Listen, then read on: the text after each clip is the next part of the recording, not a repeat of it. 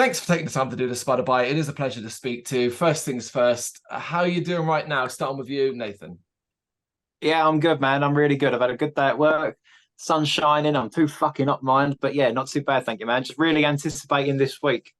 Really anticipating this week. It's feels like a lot has been kind of building up and riding up to this week. But I think in terms of kind of releasing music, I'm the most anxious, apprehensive that I've ever been, but in such a good way. In such a good way. I'm looking forward to Friday after just kind of seeing and hearing what people are starting to think about stuff that we've got coming out. So yeah, doing good, doing real good. How about you then, Dan? Yeah, I I feel all right. Um, Today has been just very hot, but nothing like major to input. I'm really looking forward to this weekend and just to see what everyone thinks of the tracks and how we get on with these songs on stage. Because there's a couple that we don't play live often, which would be Home and what would be the other one? No, it would be just Home. Yeah, the other three we do play. So we're going to see how that goes on Friday at practice. So yeah. Good stuff, good stuff. Right, Steve, you're back. Asking the Hello. question, how are you doing? Yeah, man. I'm doing okay. Enjoying some time off at the moment. I am back to work tomorrow. The lovely early riser of 6 a.m., which is going to be great. But yeah, much the same as the rest of the boys. Looking forward to this weekend. It's going to be good being back on stage again with the guys. Like I was trying to say a minute ago that we were quite busy over last weekend, and that's always nice getting together with the boys when it's just normal life is so full on at the same time. It can't be understated that ultimately, you have to balance real life with this stuff. So it's incredible that you're able to even do what you do up to this point, let alone what you've done in the past as well. Connor, how about you? I'm very good, thank you. Again, same as everyone else, very sweaty. Looking forward to all the shows. Well, the show, that one particular show, and having everyone listen to our music. It's gonna be a good, interesting week. So I'm looking forward to it. And we touched upon it already several times. Of course, basically, this is the week, the gearing up nicely for the release of your new EP, The Taste of Filth. As of the time recording, it's out in a few days' time. Now, I guess I kind of want to gauge all your opinions on this, but is it fair to call this EP a bit of a new dawn for Spyder Byte? Starting with you again, Nathan. Yeah, I've been saying it to everyone that I've been speaking to with regards to how the band's progressed. Nothing that there was like kind of in my mind wrong with what we've done before, what's preceded Filth, but I don't know. It seemed like there was a kind of a turning point around COVID where I actually took a look back at what I wanted the music to sound like. I started listening to a couple of different bands. I started honing in on what makes me tick about their sound. Not saying that I kind of lifted stuff from them, but I was like, right, okay, that's really cool. How do I kind of fit myself into that? And then started writing I started writing for me initially, as I always have done. But then I kind of think about like a larger scope about like what I personally think an audience might prefer to listen to. And if I were to put that side by side with what we've got now in Filth and what we've got in like Addictive and When the Lights Go Out, the music has progressed, it's matured lyrically and musically. I don't know whether my 3 years of uni have done fuck all in order to try and like bolster how I actually write music now. But it's such a different band, and I think honestly, and I've said it a lot to a lot of people that have asked us in the past. Working with Steve, it's brought in like a totally new, different dynamic. It's nice to work with a guitarist that brings something to the table. Not even just the part writing, if like lyric writing, harmonies, basically building the scope for a bigger and better song. And he's played such a massive part. He did all of the vocal production that you hear on the EP. the band's just matured. It's totally matured, and I've been saying to people a couple of gigs and festivals that I've attended in the past couple of weeks. Whilst not for this EP specifically, I've got stuff written for the next stuff coming up. Music hasn't even been written. Lyrics has been written. Melody has been written rather, and I can already tell that it's going to fit right in with stuff that we're doing after Filth. It's just a total progression, and honestly, I'm really excited for what's coming up next. Well, considering your name came up there, Steve, I'll jump to you then. What's your response to that? Well, to that incredible heavy praise, of course, but also your feelings on how this new Dawn is. I mean, it's funny hearing Nathan like sugarcoat it in such a way like that. Like, I really appreciate how the boys do just like big me up in a way. Like, I never had really had the experience of like auditioning for a band like back a couple years ago now when it did go out, and I was like hesitant at first about going for it. Just again, it was like a new door for me. Getting the part and then coming in, and like much like Nathan has said about like 3 years of uni, I've only just pretty much finished my university degrees, and the amount of experience that I've been able to take from that in terms of like not just being a guitarist but being a songwriter or just a music listener or a producer, or like looking at things from a different perspective that you would just, oh yeah, I'm a lead guitarist and I write guitar riffs and guitar solos. Like I try and look at the music that I do as like so much more than that, and what can like I bring to the table just as myself. To hear the compliments that I get from the guys is like it's always puts a smile on my face. Being part of the whole like songwriting team, I guess, with this, like I'm really looking forward to just seeing that reward, and like the others have said, listening to what people do have to say about this. We've already had a review come in that has just kind of shown us that we can like get what we want to get to. It's becoming even more rewarding, making it all the more worthwhile, the blood, sweat, and tears that goes into things like this. Incredible. Jumping to you now, Dan, your feelings on this being a new dawn for Spyder Byte. Think you're on mute. You're on mute.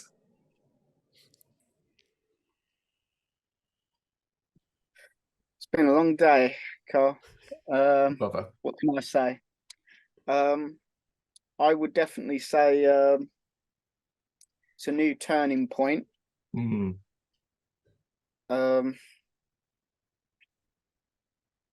It's definitely a lot different from what we usually do, because we usually just do our own thing and write whatever we want. And whereas this is it's kind of like that this time, but it's more focused. And whereas we've had a few like setbacks due to just not right time, not the right place. But it's taken too long, I think, to get it all together. Way too long. But I feel it's been worth it. And I hear that reception from the crowd whenever we play one of our new songs, you know, or people that haven't heard us before, and they just think, well, yeah, it's all new to them. And I can really tell this EP will be a crowd pleaser, definitely. And I really do like playing a lot of the songs. Like Hooked has really grown on me quite a bit. Home,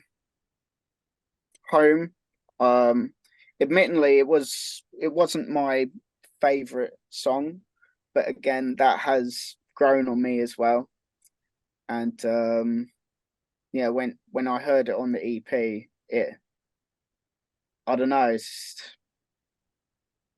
made me feel something I hadn't felt before. And I was just like, just that ending harmony struck a chord with me, so to speak. But yeah, I'm really excited for it. I'm excited to show everyone what's to come. Good stuff. And Connor, your thoughts then on this new dawn for Spyder Byte and where you feel you're heading? Yeah, it's a good phrase to use, actually, a new dawn, because it has been the last few years since COVID went around and everybody being locked away and everything. It really has been such a change in this band, with members leaving and different circumstances, life just playing out the way it does. So the way we are now is, yeah, if you'd asked us 3 years ago to see us as a four-piece even would have been ridiculous. We never even considered it before.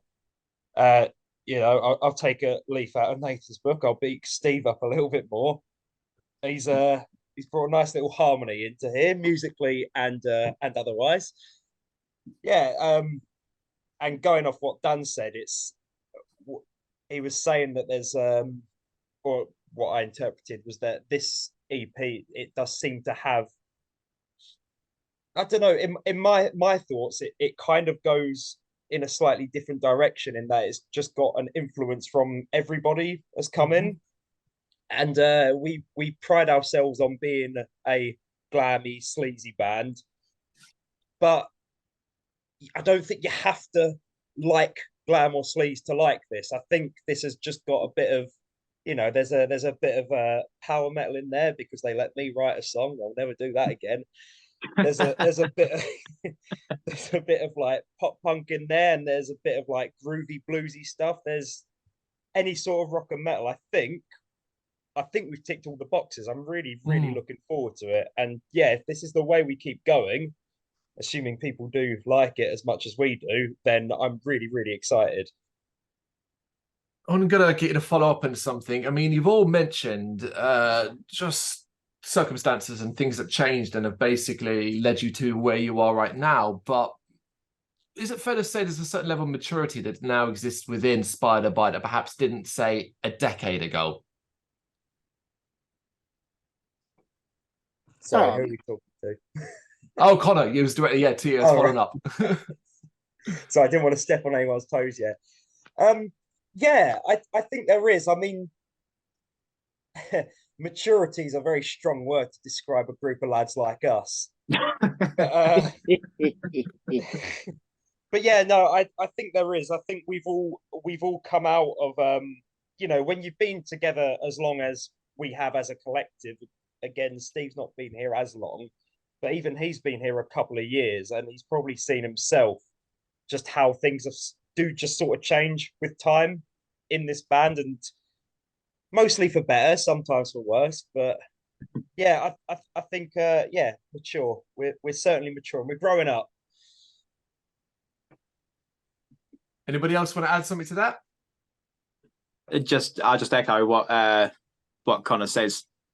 I guess I kind of look at it maturity wise, objectively from like songwriting, where I kind of tend to dip my toes in heavily with the songwriting now that I'm obviously kind of taking influence from other people as well. I do notice a bit more of a maturity about the whole thing. I notice it also in our shows, the way we conduct ourselves in front of like audiences and crowds, the crowd participation.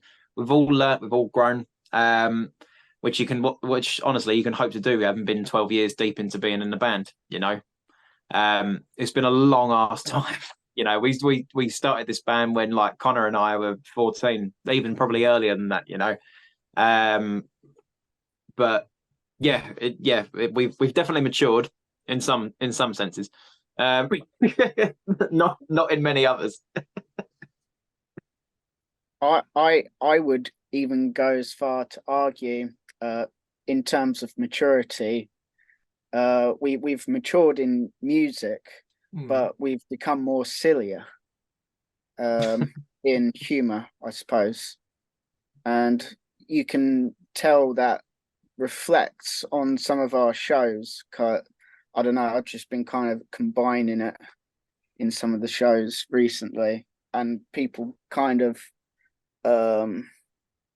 they respond to that positively.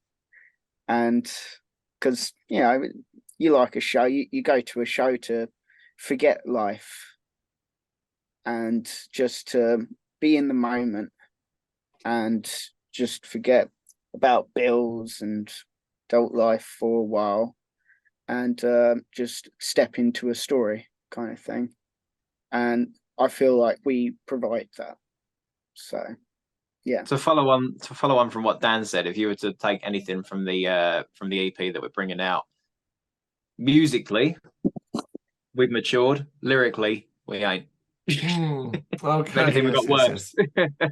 Yes, a lot more sillier. I mean, you're still having fun. Ultimately, that's what matters, and that is going to come through when you're on stage. You know, nobody wants to stand and watch a bunch of artists looking pole-faced and like they wish they were anywhere else there. If you're having fun on stage, it will bleed into the crowd. Totally. Steve, I want to come to you now. Have you been buoyed by the response to Hooked? So your concerns maybe about how the EP might be received. Hooked comes out, gets a really strong response. Does that kind of relax you a little bit about how the overall thing might be received? In all honesty, it's not something that has massively been playing on my mind. Obviously, that like there's the anticipation, and I'm excited to see that reaction. But I have a very certain philosophy with music that I am part of, where it comes like for me, I'm not doing it for like anyone else apart from my own enjoyment. Like I set a goal ages ago that I just wanted to do music. I wanted to do music and music that I enjoyed. I had roots in the sort of 80s when I started gigging as a professional, if you want to call it that, musician. So the fact that all of this has kind of come back to a really comfortable home for me, and being just being able to have like as much fun as we do. Like there are stresses, like you can't get away from them, but like it's not about how good or bad the songs do or how many people like really don't like it or they want to comment and say whatever they want to say about it. Like we still get to get up on stage and gig and perform to people who do want to come and see us and do want to listen and do reflect that energy back at us in that environment. Like the Spotify is not gonna pay my bills for me, and that's something I accepted a very long time ago. it's not about that. It's on stage with 3 really good mates of mine who I have not known nearly as long as they've known each other. It's become a family, and again, it just adds to the values that I take from being able to do music. Well said. Well said. Anyone else want to kind of jump in if you've got some thoughts on how Hooked has made you feel about the overall EP being received? Don't get me wrong. I think when I wrote Hooked, there was something almost kind of significant in the name, feeling that it was going to hook people and that it was going to, it again, showcase a different part of the band. And I do feel the same about the rest of the EP. Don't get me wrong, I'm apprehensive about how it is going to be received. I hope people love it as much as I do.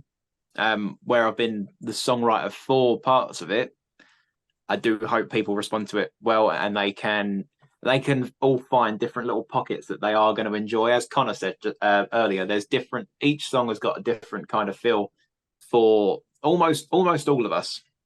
Almost all of us. Yeah, I mean, Hooked did really well in my opinion, and there's still chance for it to grow. We had a blast making the video. We all had a blast recording it. Not just the video, the track as well. But yeah, obviously you get past that first hurdle of bringing out the single, and then you got the oh shit, there's an EP coming out as well. Which we didn't have with our last single. We didn't have that with Double Dose. I think because of around the time that we were going through member changes, we were we were struggling to kind of write songs, and with it being almost like the height of COVID, I think we recorded the video April, like maybe 2 days after the restrictions lifted back in 2021. So everything was still kind of fresh, and then band member wise, stuff started to kind of crumble a little bit, until you get to the foundations of where the band is now. So yeah, I mean, Hooked came from like a song that I started back at uni, and there was just something back then where I had like a positive feeling about it, and yeah, it seems to have followed through with the rest of the EP. Yeah, I'm just really looking forward to finally getting it out there. I think that's the kind of way with every musician, when you've got that new bit of music and you're sitting on it, you're like, fuck, I just want to get it out there, you know. I'm so desperate to get it out there. And some of the songs, 3 of the songs we've been playing live in our set for a while now. Hook's longer than the other 2, definitely. There's something different, especially in Home Is Where the Heart Don't Hurt, where I think it's going to kind of almost captivate a different. It's going to I feel like it's going to captivate the audience. I feel like it's going to captivate a different emotion in the audience. If you were to actually take a step back, listen to the lyrics, you start getting a little bit deeper into where I was in the band at the time. Right, that's perfect then, because we're now going to talk about something specific. Each track has its own vibe. I've heard this EP, a review is written. It's not out yet. I think it goes out maybe time recording Thursday afternoon. But I want to talk about the last track in the EP in particular, Home Is Where the Heart Don't Hurt. As I mean, if you want to talk about a notable difference in Spyder Byte sound, this might be a good example to point someone towards. So talk to me, whoever's best place for this, about the creation of this track and what you wanted to say with it. If you guys are cool, I'll take this one, if that's all right. Yeah. Home Is Where the Heart Don't Hurt came from a sense of longing, a sense of wanting to be around people at the right time. It was written around the beginning of COVID. I was in a bad mental place. I was dealing with a lot of bad shit, and not dealing with it in the right way. And the sense and the feeling, I think, of being away from family members, as I think that we all felt around COVID, especially. I mean, obviously, being in a band with definitely Dan and Connor at the time, I know that we struggled with it hard. We all kind of lived together down in Brighton, but I know that we struggled with it hard. Not being able to see our friends properly, our families properly. And it was just one of those kind of light bulb moments where I just thought, fuck, this really doesn't, something just doesn't feel right. And I almost kind of placed myself in a family and in a caregiver's perspective, put myself in that caregiver's shoes. The lyrics were essentially written about a young person who, at the time, I was trying to kind of get into a line of work. Part of my job is a youth worker, and I knew that I kind of wanted to go down that road. Part of the lyrics kind of came from a young person that has been so heavily involved in drug culture, drug life, basically turning themselves into a mess. And it's basically a plea from parents' perspective and a caregiver's perspective, friends, family, saying that you've always got a place here, you've always got a place at home. Having been in positions before, I know how tough it is to kind of reach out to people and to ask for help. And that's kind of where that title came from. I know it's a bit of a mouthful, but it just came to me one day. Home is where the heart don't hurt. You know that you're always going to have people at home. You know that whenever you're there, your heart isn't going to hurt, and you know that you're always cared for and respected. Yeah, it came from the COVID times, and as we kind of found throughout, it did get harder for a couple of people. I don't think it was easy for anyone, to be honest. Of course. But yeah, that's essentially where the song came from. It's weird, contrasting. It's very juxtaposed. You listen to the lyrics; they're quite deep. They deal with a lot of heavy shit. You listen to the music; it's uplifting. It's we you know, as much as we try to move forward and past the sort of hefty part of the pandemic period and so on, it's still shadow looms over things, and you know, it's incredible, of course, that you were able to carry on following it, particularly what you described there. Do you think you're stronger though for the challenges you faced because of all of that? I guess trying to find some bit of positivity out of such a negative situation. And I'd love for you all to offer an opinion on this, so whoever wants to take it away. Me personally, I wouldn't ever try and find myself in that fucking situation again. It was a horrible situation, and I'm glad I am where I am now because of my family and my bandmates. That's it. Yeah, I'm quite lucky. I've never really been in that situation, but I do love the song. I it always kind of makes me laugh how us a very happy, tongue-in-cheek glam sleaze metal band basically wrote a My Chemical Romance song. But it's actually my favorite on the EP, and I've weirdly enough, I've never really deeply listened to the lyrics. So there we go. I'm going to actually listen to the song again and see what that's all about. Cheers, Nate. Just make sure you got your Kleenex, Andy. That's all right, mate. I have something to confess. I did actually cry to this song when I listened to it mastered in full on the speakers. And I won't admit that, you know, all the time, but I laid down. I wasn't looking at anything. I was just listening to it. And I think what started the waterworks totally was when it struck like the last harmony, I suppose. I was like, shit, it hit me. And when you listen to the lyrics, it is heart-wrenching. I remember I let my other half listen to it, and she even said, this is a really sad song, but I love it. Like, it is heart-wrenching, but it is really good. So yeah, well done. That'd be you, Steve. I gotta say, out of the four songs, it is the one at the moment that I'm least familiar with, but it's the one that I remember producing the most.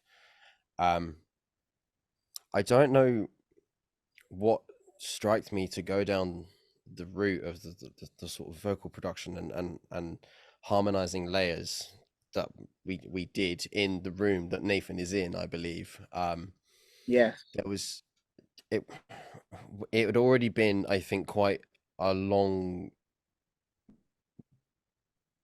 run, but just being able to sort of like let loose and actually just go down a creative path like we did with this one, and just kind of seeing what comes out at the end of it. I really enjoyed that about all of this, and working with Dan from like a producer's perspective, and just being able to sit there and track vocals alongside him as well, and the same with the rest of the guys, orchestrating it in a way. It's very fulfilling, I think is the right word. Again, another example of how I think I've made the right choice ages ago, deciding to go down this not very bill-paying job career as a musician as it currently is. It's just that rewarding experience of being able to just make something. Well, then, this next one, we'll start with you then, Steve, for this, basically. And it's from that. What would be a result from this EP 6 months down the line that you'll be able to look back on and point at and say, I'm really satisfied with what that EP did for us in whatever way. That's it's tough to say. Again, like not coming from a place of like not as much experience within the band. I think for me and just my take on where it would be nice to sort of like see things coming in like 6 months time, getting the bigger festival slots that we are so keen to go out and play.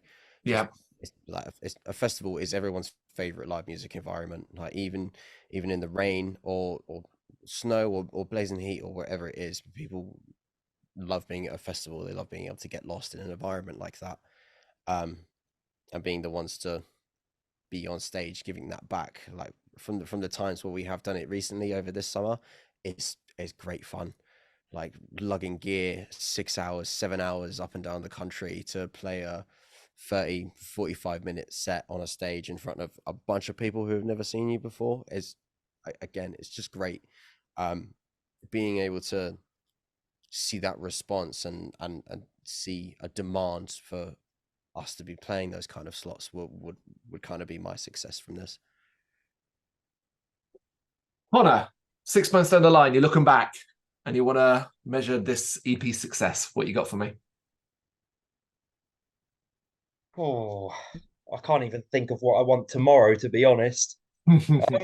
6 months down the line, yeah, I think what I want to get out of this is just keep that fan base building, keep people happy listening to the music. I want to get the festival's attention, all the festivals around the country at the moment. There's so many that are putting on so many great things, or all bands kind of a similar sort of thing to us. So I'd like to kind of get on their radar and go, boy, you have a listen to this. Yeah, notice us. And then come and see us live, because it's even better in person.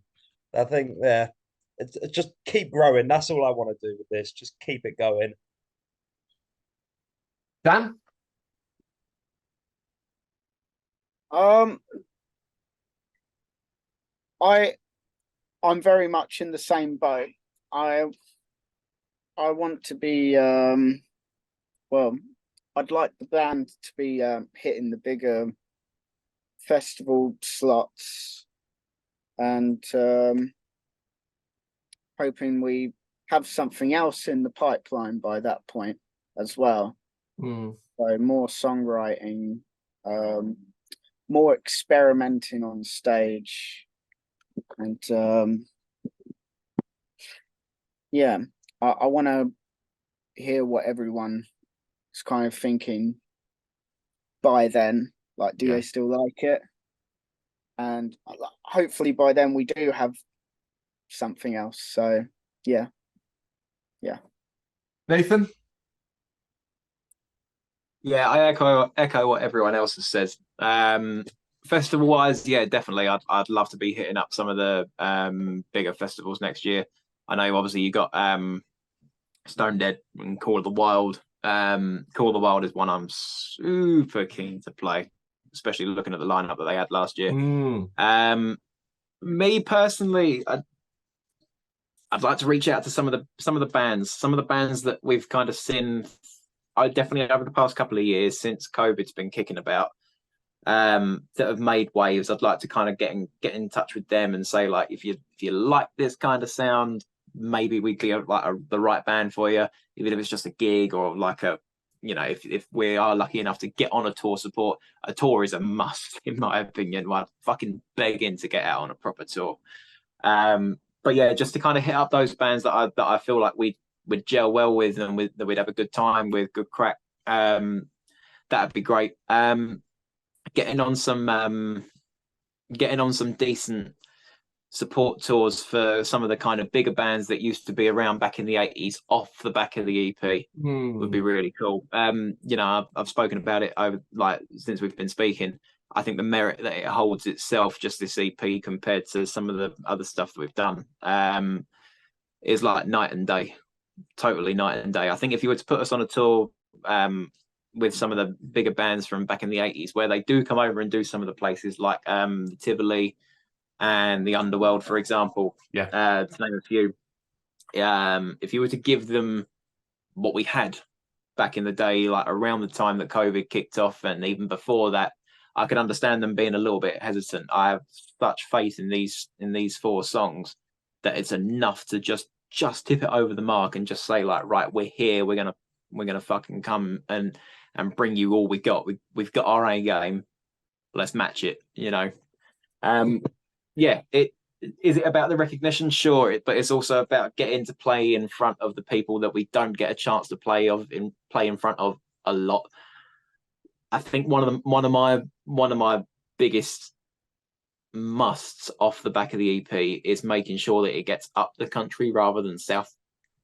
I feel like we're making more of a name for ourselves in the south.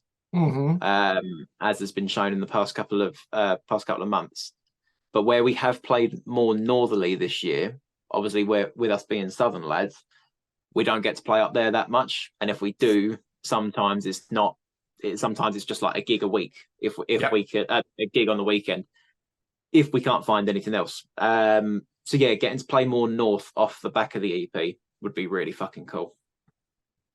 Yeah, and the scene up north is incredibly strong as well. So the amount of good bands up there that you could hook up would be amazing. Totally.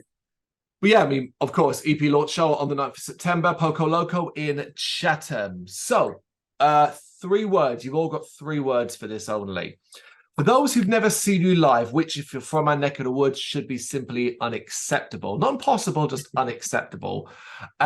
Describe from your perspective in 3 words what a Spyder Byte live show is like today.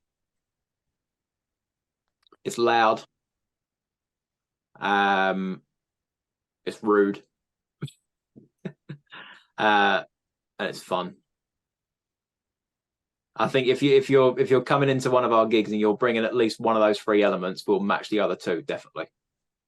There it is. It's all about the good times. Dan, 3 words. Turn your mic on.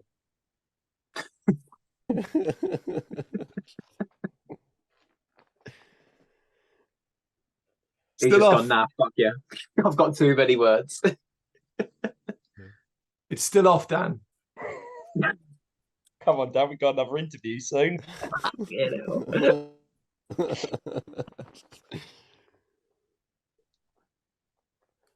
Nah, Dan's just gone, fuck yeah. You're still muted, mate. Sorry. Go.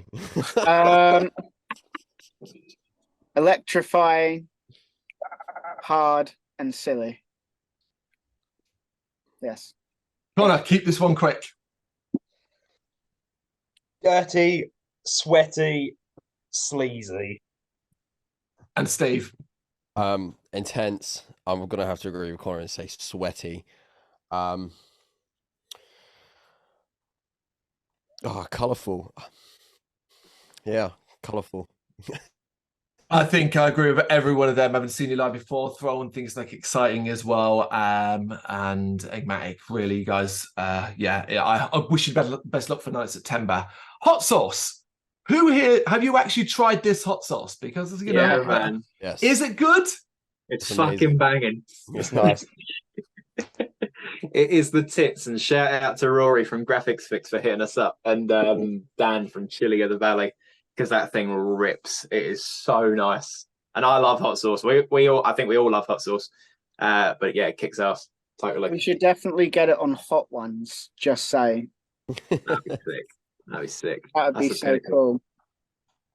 I guess we're not quite done yet, but this is a quick fire round. We're going to quickly fly through some of this. First things first for people, just remember, Friday the 8th of September, the Taste of Filth is a new EP. It is out, and the 9th of September for the EP launch show, and hopefully a very, very busy end of the year into 2024. Guys, randomized questions from this guy, Ozzy Osbourne. I will pick the person, randomly pull these cards out, and you'll answer them. So we'll start with, let's start with Steve. Steve, what was the last TV show you binge watched? Oh, Family Guy. The entire that's like 20 odd seasons. Oh, okay, sorry. In full, like, probably Futurama actually. But the entirety of Futurama. Before Yeah, that, it was 2.5 Men. Wow. Shout. Okay, let's do Nathan next. What is your drunk food of choice? Oh, pizza. Yeah. Loving a pizza. Yeah. What Got to kind be of a pizza meat though? face. Got to be a meat face. There The it meatier, is. the better. All right, Dan, you're up. Have you ever had a diva moment on stage? Oh yeah, definitely. Yeah. Can you think of one? I think it was when oh, it's a very long time ago. I remember one time it was in Chelmsford in Essex. I think I was trying to talk on stage, and then Connor just goes in, like, fuck it, you know? And then I'm just like, what the fuck? Not my fault you were Yeah. taking too long. Well, I was trying to flesh it out. Very good. Have All a right. word on stage. Connor, if you could live in a different era of time, what would you choose and why? Different era of time. Hmm. It's got to be the 1980s, hasn't it? For all the reasons that Spyder Byte even exists. Right answer. Right, I'm going to come back to you then, Steve. What is the one thing you should always take to a festival? So your go-to thing. Outside of the roll. obvious. Don't say a tent. Oh, toilet roll. Oh, there it is. Yeah, obviously. Good shout. Nathan, you need to de-stress. What might you do to help that? This is a PG show, and I'm not sure I can say the first thing that just came to the end. It's not a PG show. We are an over 18 website and channel. We're an I over think we all know 18. what you mean. I know Oh, what you're single. saying. Fuck yeah. Oh, okay. If you're single, pull some cheese. Okay.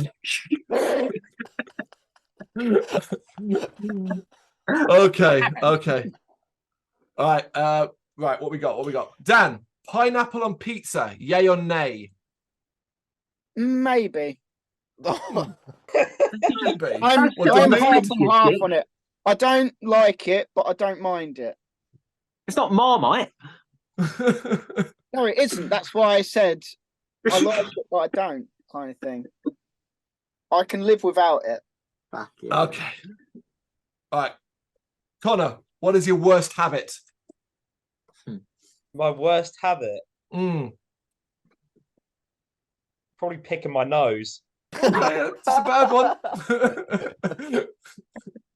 It's all All right, right, we're gonna do I don't one eat more. All right, that's one thing. All right, we're gonna do one more quick fly round again. Steve, what is an achievement you were quite proud of?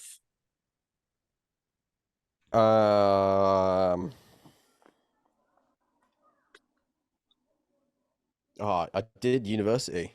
I didn't. I very nearly didn't do university, but I eventually talked myself into actually doing it. And I'm so glad that I did. And congratulations on completing the degree. It's an incredible feat. Nothing should ever be should never be understated. Thank you.